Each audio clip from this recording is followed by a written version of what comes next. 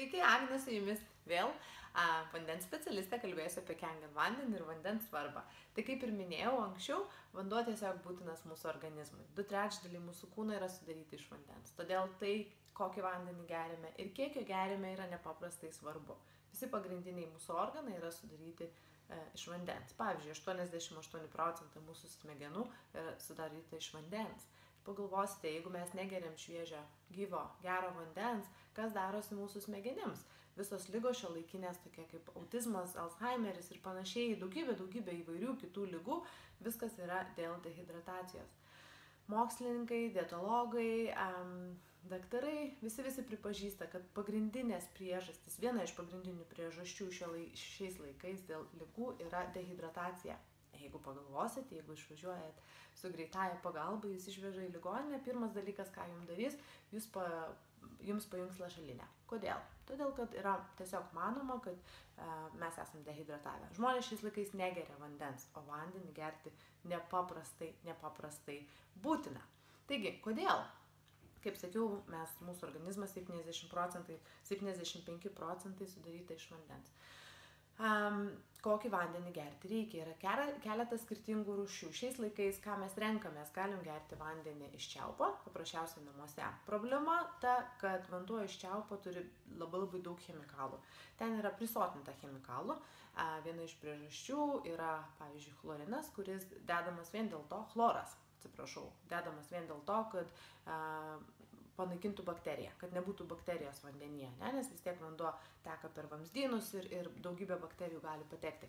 Taigi, yra chloro, yra metalų, yra visokio velnio. Tada žmonės renkasi kitą būdą, yra vanduo buteliuose. Tai dabar nauja mada. Aš vadinu, tai tiesiog mada šiais laikais. Tai žmonės perka vandenį, moka už vandenį buteliuose daugiau negu už benziną praktiškai. Jeigu neperkat dideliais kiekiais, perkat mažesniais buteliukais degalinėse ar parduotuvėje, tikrai atkreipkite dėmesį į vandens kainas, moka daugiau negu už benziną, už vandenį. Ir tas vanduo būna buteliuose, jeigu pažiūrėsit galiojimo datą, dažniausiai galioja 2-3 metai. Tai jeigu paprastai piltumėt vandenį, plastikinį butelį ir paliktumėt jį stovėti ant palangės 2 ar 3 metus, ar užtektų pusės metų, ar atsidarytumėt tą vandenį ir po to gertumėt? Ne. Kodėl? Tas vanduo būtų bjaurus. Kodėl vanduo buteliuose iš parduotuvės nėra bjaurus? Kažko tai ten pridėta. Daugybė. Ir problema yra, kad tai labai mažai taisyklių, labai mažai reguliavimo, koks tai ten vanduo yra. Tai labai dažnai gali būti vanduo iš krano, vėlgi, neaišku kieno. Tai plastikas. Plastikas vėl dar viena problema. Plastikas patenka į vandenį, tai yra begalinė chemija. Todėl vanduo buteliuose yra didelis nuodas. Trečias variantas yra filtruotas vanduo. Filtruotas vanduo, žinoma, jeigu yra įmanoma, būtinai reikėtų įsistatyti bent kažkokį keramikinį filtrą, kuris pravalytų bent chlorą minėtą ir metalus ir visas kitus velnius iš vandens. Problema su filtrais yra tai, kad tai išvalo viską, visus chemijas, bet išvalo visus gėrius irgi. Taigi vandenyje nelieka mineralų, vanduo tampa vadinamas negyvas vanduo. Tenai nieko gero nėra. Ten yra skystis, bet jis neturi visų medžiagų, kurių mūsų reikia mūsų kūnui. Vanduo yra negyvas. Ir dar vienas variantas yra vanduo iš šulinio. Vanduo iš šulinio, giluminio šulinio yra vienas iš geriausių telkinių. Tik tai problema yra tai, kad šiais laikais vėlgi tas vanduo yra labai dažnai šuliniai yra užteršti. Ir vanduo turi būti tikrinamas ir prižiūrimas, kad šuliniuose nebūtų užteršta. Na ir paskutinis, 5. variantas, tai yra gyvas vanduo. Toksai vanduo yra randamas pasaulyje 5 vietose.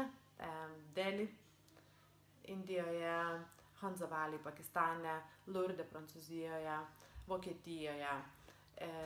Ten vanduo tiesiog bėga aukštai nuo kalnų, atsimuša į akmenis, tampa elektronizuotas, prasifiltruoja pro smėlį. Tai yra vanduo, gyvas vanduo. Vanduo toksai, koksai randamas gamtoje, bet jisai yra išvalytas, ir jisai, kaip sakiau, elektronizuotas. Tai vanduo tampa šarminis ir turintis daug antioksidantų. Žmonės gyvenantys tose vietose minėtose gyvena daug ilgiau ir daug sveikiau. Įdomu kodėl? Todėl, kad jie geria ten vadinamą magišką vandenį. Iš tikrųjų, žmonės net važiuoja iš viso pasaulio gerti to magiško vandens. Taigi, kas tas magiškas vanduo? Kaip ir minėjau, vadinamas magiškas vanduo tai yra gyvas vanduo. Vanduo turintis daug mineralų, vanduo neturintis jokios chemijos ir jisai yra aukšto šarmingumo ir turintis daug antioksidantų. Tai yra būtent tai, ko reikia mūsų organizmui. Geriausias naujienas yra tai, kad mes šiais laikais jau turime tokį aparatą, būtent Kangen aparatą, kurį sukūrė Energy kompanija, kad galėtumėm turėti tokį vandenį savo namuose. Tokį, koksai gamtoje yra tik tai 5 pasaulio vietose, kurias minėjau anksčiau. Iš tikrųjų tai yra rusų technologija, sukurta labai seniai, tik tai tie aparatai būdavo daug didesni ir jie būdavo naudojami komerciniam naudojimui bei ligoninėse. Ir tada japonai pastebėjo ir pagalvojo, žinot ką, visai neblogas daiktas, reikėtų padaryti, jeigu galima naudoti ligoninėse ir komerciniam naudojimui. Jie buvo labai dideli, tokio dydžio kaip šitas kambarys. Ir tada buvo nuspręsta, jeigu galima naudoti tokiam naudojimui, komerciniam naudojimui ir ligoninėse, turėtų būti galima padaryti, kad žmonės turėtų prieimą prie tokio vandens ir savo namuose.